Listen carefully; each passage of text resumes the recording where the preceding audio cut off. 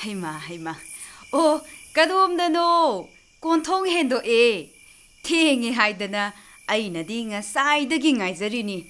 Somda halakpiro. Ihe, numidang sida kontong kuding may thale. Gesu numidang sida di masu iman manarene. Pangkumda kumjanbiranuda. Ay sida sautok sauna lepsarise ubidabra karino. Hoini. Nang na di chawido. Put mga yakfate. Pidu su khara wawba illabadi mapadawa. Numidang da di moon ure. Ay di konsongi hui amubado. Kontong da lepkatana manam na misi karino kalini ni.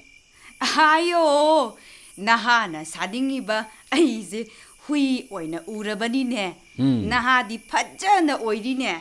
Anokse ama sindradi yararoy. Parese, ngasidi thenga kaidoba yaure. Kaisu tawde. Kari mai maming dubu haujik da khatnaraga laini. Se saikong keba. Maga kangye tapung ama ani. Dukan gi angang duna su ngasigi asuma na mareyana daw oiradi phambiranu hai. Pot sitega su hai poni ne. Chungmi bani ne angang duna haizarido. Nakoina khatna leiradi mi changakpa hanggoini ne. Adu aina magna haurubadi natedana. Madi toina lakpasu nate. Ma phamba ubadagi ibom chadudi adum hankrabani. Piga hongdok pirose. Ngasidi chaka loirabani. Madu nupadu khoidou se sagat khreda. Ahing tumbaga amatta yaroi dorine. Imai pema kaisu nattabaduda. Madi metric pass tawde class 7 dani hainabagum tawdaine. Ado mi loina adum haine. Aduga masana di aina metric thabakum. IA kabakadana hairi mine. Aduk thak yaudbaduga kari maraino haiba. Ahan badadi wari du nungairami. Ai khoi se doctor na su asumna hai. Thaina gi angang oiring gi marup mapang thogdok wathok ti ningsingani. Aduga haujik akon bagi mi pot chai thogdok wathok kharadi kauni. Masi kaugan bagi laina makti nate. Aduga mana aige manaba amasu mangbada thaina gi lambi thong aman badata mangi. Haujik leiriba yum ka sumang thelong nong matamang da udi. Masu asumaina hai. Aduga mangda laikidaba ima pabung ichilinaw ubase. Mina di konthongda sumang matonda chak chadum ahum thadu u hai. Sigi matang di masu aisu wakhan manaradana nungai na wari sanai. Mangda ubadu kina asibani khangna lakpa ubo erabadi. Amuk udanaba kari no tawba yai. Adubu aina uribasidi nungaiba chakhat thorangi wari pabung na paisa piramba sidi nungaiba mangni. Nungtigi numidang kudingi mangda urabadi pabung ima sidrene. Magi wakhan haiduda tare. Baba, chak thirage. Adudagi marai kange na kadaidagi tawnara iba. Kari matang. Kadom dagi wari du chongsilla ino khangde. Novel labangalata bu hijam angang chawbani ibani hekta hai. Aduda ina hijam angang chawbana te angang hal haibani. Mana ibadi mahakabya khamba thoibi sairengni haibabu khamba thoibi su irami labangalata su irami haidana sikhang hek khangdana mana haijaribabu ma se outbook yamna pare I haye. Manipur gida natana mapan gisu yamna parak pamini kaidana hairi mini mana. Sakta duga ngangna riduna he na tankrene. Angaw bamiga manaradi mi dusu ngawi haina bani. Ai chak thireko. Adudagi di ai saugdana A Tale of Two Cities kanana irami haidana hangi. Mana irai ngai laina megbe na irami hairi mine. Madi amna khangine. Megbe ti ai bagi ming nati ne. William Shakespeare gi drama amagi maming ni. A Tale of Two Cities ibadi Charles Dickens ni haibabu yade mana.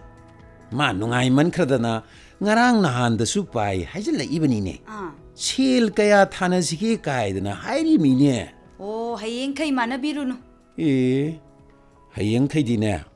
ꯃꯥ ꯂꯩꯔꯝꯃꯗꯤ ꯑꯩ ꯐꯝꯃꯣꯏ ꯂꯥꯛꯑꯗꯕꯅꯤ ꯑꯗꯨꯗꯒꯤ ꯑꯃꯅ ꯃꯥꯅ ꯈꯪꯉꯤ ꯍꯥꯏꯗꯨꯗ ꯑꯩꯅ ꯍꯪꯉꯦ ꯄꯆꯥ ꯃꯩꯇꯩꯅ ꯏꯔꯝꯕ ꯁꯥꯍꯤꯇ꯭ꯌ ꯑꯦꯀꯥꯗꯃꯤ ꯃꯅꯥ ꯐꯪꯕꯗꯨ ꯀꯔꯤ ꯃꯃꯤꯡ ꯀꯧꯏ ꯑꯗꯨꯗꯒꯤ ꯃꯥꯅ ꯅꯣꯛꯑꯦ ꯀꯌꯥꯝ ꯊꯥꯖꯅ ꯍꯥꯏ ꯄꯆꯥ ꯃꯩꯇꯩꯗꯤ ꯁꯥꯐꯕꯅꯤ ꯌꯣꯠꯀ ꯊꯥꯡꯒꯠꯄꯅꯤ ꯀꯗꯥꯏꯗꯒꯤ ꯂꯥꯏꯔꯤꯛ ꯏꯕꯅꯣ ꯃꯇꯥꯡꯗꯨꯗ ꯑꯩ ꯐꯨꯛ ꯍꯧꯒꯠꯂꯒ ꯂꯥꯛꯑꯕꯅꯤ ꯆꯥꯛꯁꯦ ꯃꯈꯨꯝꯁꯨ ꯀꯨꯞꯇ꯭ꯔꯦ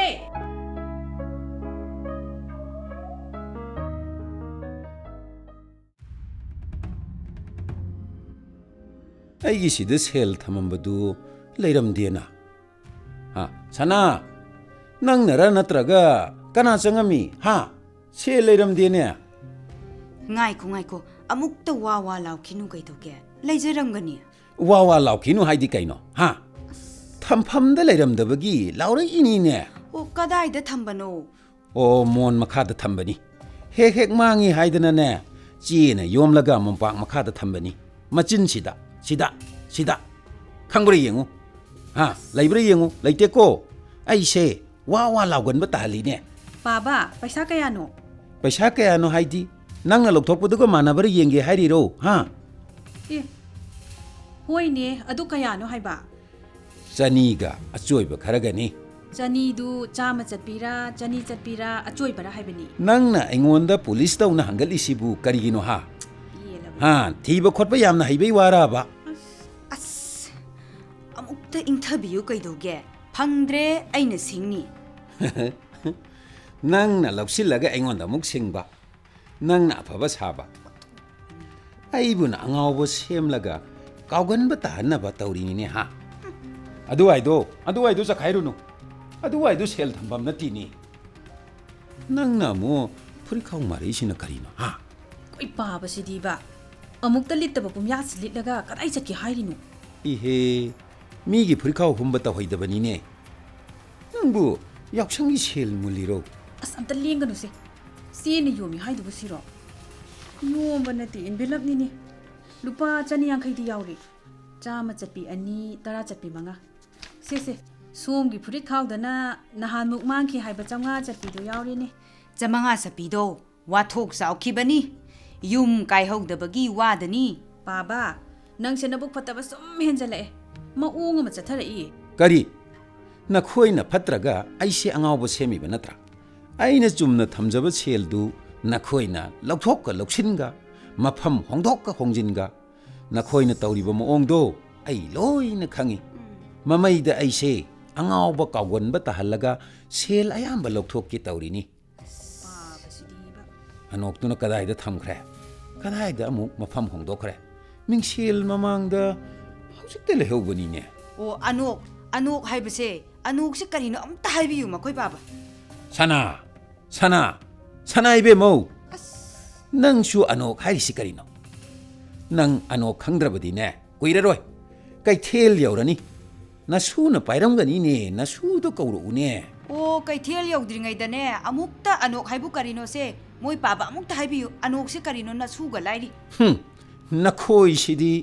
ꯅꯈꯣꯏꯁꯤꯗꯤ ꯄꯥꯕ ꯑꯩꯗꯤ ꯉꯁꯥꯏꯅ ꯎꯔꯦ ꯂꯩꯐꯝ ꯈꯪꯉꯦ ꯄꯤꯔꯣꯗꯅ ꯑꯅꯣꯛ ꯍꯥꯏꯗꯤꯅꯦ ꯁꯦ ꯃꯤꯠꯇ ꯎꯞꯅꯕ ꯃꯤꯠꯇꯨꯗ ꯑꯃꯨꯛꯇ ꯌꯦꯡꯕꯤꯌꯨ ꯈꯨꯠꯇꯨꯅꯅꯦ ꯁꯦ ꯃꯥꯏꯁꯤꯗꯅꯦ ꯍꯥꯏꯐꯦꯠꯇ ꯑꯃꯨꯛꯇ ꯃꯥꯔꯒ ꯌꯦꯡꯕꯤꯌꯨ ꯏꯍꯦ ꯑꯅꯣꯛꯇꯤ ꯃꯥꯏꯗ ꯂꯩꯔꯝꯃꯦꯅꯦ ꯑꯣ ꯑꯗꯨꯁꯨꯅꯦ ꯃꯈꯣꯏ ꯄꯥꯕ ꯑꯉꯥꯎꯕ ꯁꯦꯝꯅꯕ ꯃꯤꯡꯁꯦꯜ ꯃꯃꯥꯡꯗꯒꯤ ꯅꯆꯥ ꯅꯨꯄꯥꯅꯔ ꯅꯆꯥ ꯅꯨꯄꯤꯅꯔ ꯃꯤꯡꯁꯦꯜ ꯃꯃꯥꯡꯗꯨꯗꯒꯤ ꯂꯧꯊꯣꯛꯑꯒ ꯎꯞꯁꯤꯟꯕ ꯑꯣꯏꯔꯝꯅꯤ ꯃꯈꯣꯏ ꯄꯥꯅ ꯑꯅꯣꯛ ꯎꯞꯁꯤꯟꯕꯗꯣ ꯈꯪꯍꯧꯗ꯭ꯔꯕꯅꯤꯅꯦ ꯅꯈꯣꯏ ꯃꯌꯥꯝꯅ ꯐꯅ ꯌꯥꯝꯅ ꯑꯉꯥꯎꯕ ꯁꯦꯝꯃꯕꯁꯨꯅꯦ ꯏꯔꯥꯕꯣꯠ ꯑꯩꯅꯤ ꯉꯥꯎꯕꯤꯔꯣꯏ ꯍꯩ ꯑꯣ ꯉꯥꯎꯕꯤꯅꯨ ꯉꯥꯎꯗꯕꯅꯤ ꯑꯩꯈꯣꯏꯅ ꯄꯥꯝꯃꯤꯁꯦ ꯑꯗꯨ ꯁꯣꯅꯣ ꯆꯨꯔꯛꯏꯔꯥ ꯐꯠꯇ꯭ꯔꯤꯔꯥ ꯐꯝ ꯑꯃꯗꯤ ꯀꯥꯔꯛꯏꯌꯦ ꯐꯝꯁꯦ ꯑꯩꯅ ꯀꯥꯖꯕ ꯅꯠꯇꯦ ꯅꯈꯣꯏ ꯃꯌꯥꯝ ꯆꯪꯗꯅ ꯏꯟꯈꯠꯄꯤꯔꯛꯄ ꯄꯥꯕꯅ ꯀꯥꯖꯕ ꯅꯠꯇꯅ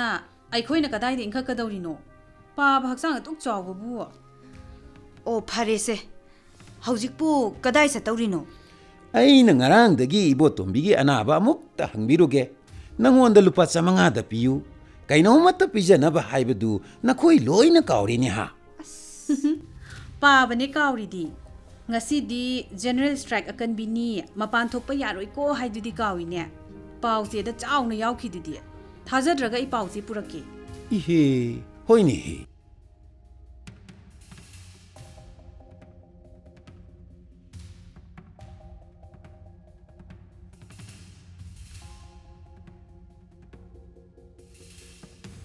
Nakhoibu kadai kadai da chatkrage amatta udene se. Nupina lekai yamna koiradi phararoidabani. Miwa ngangnani miwa tani. Miwa ngangnaradi miwa taba masana taba. Amatta udene. Sana memchou mauna kadaida. Oh, amatta sate. Imungda loina lay. Mangol sida koilaw lawdana minane angawbani hairani. Wakhan tarabani kaidana nakhoi amatta udi haibabu ai ngawdoriba. Oh, phare. Kaubi babu kari haige. Ai chak chage. Adugane makhoi sorat se nganna chatlagane phat halakke. Kari no ni ngangbiri sibo. Baba, sakti ngasai na sakra dudi. Makhoi gi sorat su nahal loikre. Paba nga hak tumu baduga sorat ki mangmangam ni. Mangai sam janari. Nakhoi su mangla. Ai puk se isit sitana chak lami si chak chadabagi natro. Pani khoi paba ji. Oh, makhoi paba na kawbana ne ngasi ayuki sakti ne ngasai na sakre. Hawai amane samput amane. Kangwet morok samali haidana saukibado. Chak lami chara wange hairadi wan biu. Nasu school kumaaga hekta wan minaro. Ima, mi se ahan oiraga angang ola I haisi chummine ko. Anda tai. Oh, ai chak chakre. Hawai du mairombini. Ho adu ne. Sora su ngasi nate haiba. Ai ne sorat ki chabau do mun na pahui ko. Tara tare ni panba irai ni. Oh, adu chumme. Tara tare ni panba irai do adu nahan ni haiba. As aingonda hingnam hekta namgadabani. Se. Si ngasi gi pau se ni yengu. Se. Tara tare ni irai. Khoi paba gi marei sidiba. Adugi pause dudi nahal gi ne. Ngasi gi di ai gi kada lehawina. Nakhoi sune nahal gi pause dupu sida hekta thamjallami. Ngasi gi tuna nakhoi na pusankre. Ai na ngaurira, nakhoi na ngaurira. Soratuna ai na karam ai na khanghaudribano. Oh, soratuna ai na chatle. Makhoi paba na maimungi usopto adu chatpa. Nakhoi mayamna ai se angaw sembani ne. Ha. Pause du paba da numit khangba dum yaina.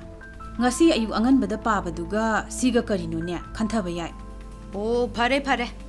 Puk isit chitli hairi dubu sarawan bigi haibra karino makhoi paba. Phare. Sorato abani na ne. Ai club ki meeting chatke. Ngaineramani. Kadai dagi club ki meeting no. Naha oiringai gi wani haujikti hanure kanana meeting amu haijilakli no haiba. Nakhoi di mi du khangoi ne. Swai gi lekai gi nate ne. Imphal Sporting Club ki ni ne hey. Ima, Kaino ne nangbo. paba se kaino mani ko handak marak se. Adu ni ni aisu khalise. Manga taibanga khaidokna bangam dabagum tawi. Housing hak tumu badu thaina gi club ki mamanaba mayam gi mangam gani. Adu mangni khangdraba oiram gani. Adu maina tawram tai. Karino nama da tapna jirol tawriduna. Ha. Zirol ga natte da. O ngasai nupa macha ani khagla amaga club ki meeting yaitho e hairam bani. Nupa macha ani du khangbra hangbani. Imana khangdi hai. Baba, meeting do matam kaktana yaithokhrabani. Laiba ki pibam phatti haidana. Ihe. Adu ngasai na haiba yadro. O kauriba. Kauni. Sakta singjidi.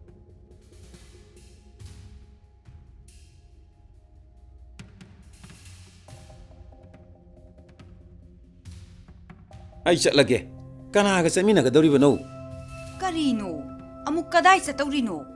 Aigi yumda chacharage. Mi gi da kuina laibe se. Imung sina kari haigini ha. Karino ni hairisibo. Baba, amukta fam khose. Ngasai digi phamdana nakhoi na ngaikho haidana. Asomdana ai halakti haidana ngaineramani. Imana ai se okti hairamani ne. Baba, ai khangbra. Kaidawagi khangoi doribano. Ichanupi atonbi memton. Ado, aikhoi yum natana aikhoi sida kaidobai leidorino. Aduni aina khaliba. Moirang sida ipa isa phana kuina le ise karigino haidana. Oh, kit ngausinaranu.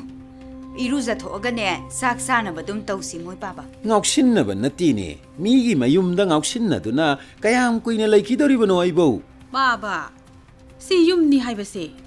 Si da liba photo sina kanagi no?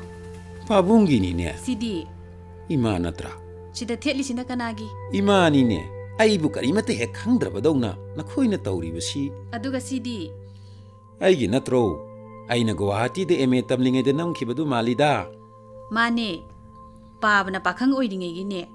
Ado, Mangol da photo mayam li se, ay ko yum ni haiba. Ima kadai no? asi natro Mane, photo da lay paring siri se, ima. Aigi na abo, si krabani. ihe Baba di ngarang ahing tumde imung da ko chat tuna lay. Haujik chawkri da tumbada moirangi mangmangam ni. chummi thangjing haraw yengami madudagi yum chatpa thengani haidana sida sak charamidana ha nga thongami O kaidaurage. Baba, Baba gi nungaitaba karino aingonda hayo.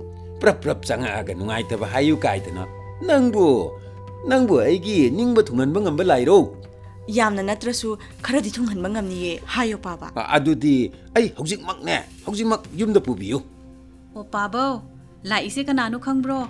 Kanano hayu ni? Munne yengo khangaba Baba. khangine ngai khone pak hekta haidokpa yabro Sigise, Baba gise ima hoy. Ngausanna banati. Dementia, Alzheimer horakpani hai. Layenga ka phani hai. Psychiatrist ki Dr. Imo yenga ka phani. Ekhogi mau ahandugi mapado adusu sum haina tawrambadagi Dr. Imo de yengbadagi hojik phana yamna phare hai. Yum chatke haiba pothafam khangaktaba misak khangaktaba paisa nungsagi wa pension gi wa ga amatta palaktaba kuirabani hai. Ado hojikti pension book to mana paige haidana paikhre hai. ha kaino nakhoi na juju tumina ngangari do ha Kaisu nate ba Baba, la ise bu khangabro? chanupi singjamai ongbi memtoni nangdi yamna noikhalame he Khoi Baba sin. laktabasu kuire kadai khangni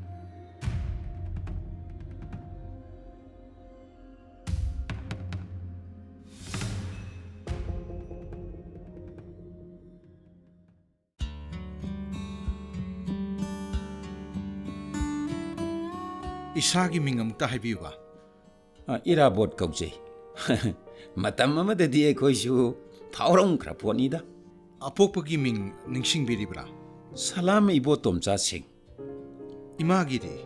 salam ongbi kabok laidebi Aduga ichini nau kaya subage. sininaw si ekhoi nupa ani ichanupi ama Oh. Makoigi ming kari kauge. nupa du iyambani ibohan nupi du na ichira ichalla ichan thoinu kawi Aduga makoi hinglibra sikrabra. khangdreda adu yauradi doctor Ibe mohoi hinglibra sikrabra. Nene do di laikhidaba chahi mangamuk pharamlani. Oh. Aduga ipaldo yurembamda hongaga laikhiba. Sikhiba chahi ahumgumba pharamani. Laitabadu pabasu loina chatlini. napal laikhidre haiba aikhoiga saunaraga chatkibadu da aikhoida taltraba jala Akhoi pabasidi. Tada. Asi kari machuno.